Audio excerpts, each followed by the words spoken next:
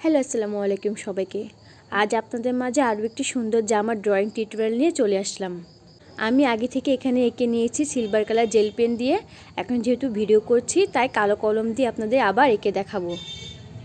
আমি এখানে fried cotton কাপড়টি নিয়েছি এবং এর গজ নিয়েছে আমার কাছে 140 টাকা করে। আমি এখানে নর্মাল কালো কলম দিয়ে এঁকে নিয়েছি।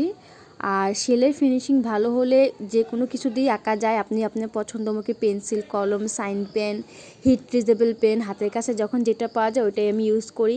আমি মাঝে মাঝে পেন্সিলও ইউজ করি, রং পেন্সিল ইউজ করি বাচ্চার। যখন হাতের কাছে যা পাই তাই ইউজ করি। আমি জামার পুরো নিচের পোর্শনটাতে ভরাট কাজ করতে চাচ্ছি, তাই আমি বড় বড় সানফ্লাওয়ার দিয়ে নিব। আর সাদার ভিতরে বাসন্তী হলুদ কালার সুতার মিশ্রণে সানফ্লাওয়ারটা কিন্তু অসাধারণ লাগে। সাদা আর বাসন্তী হলুদ কালার কম্বিনেশন কিন্তু এমনিতেই অসাধারণ, তার ভিতর যদি হয় সানফ্লাওয়ার তাহলে তো সোনাই সোহাগা।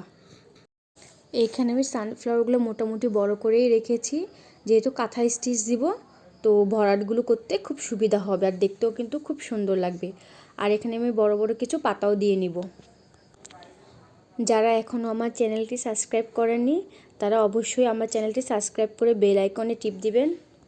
আমি যেহেতু নতুন তাই আশা করি সবাই আমার পাশে থাকবেন। ভিডিওটি যদি আপনাদের ভালো লাগে থাকে অবশ্যই লাইক, কমেন্ট এবং সাবস্ক্রাইব করে আমার পাশে থাকবেন। আর আমার এই ভিডিওগুলো আপনাদের কেমন লাগে অবশ্যই আমাকে জানাতে ভুলবেন না যেন। আপনাদের দোয়া ও ভালোবাসা কামনা করছি। আল্লাহ হাফেজ। আসসালামু আলাইকুম।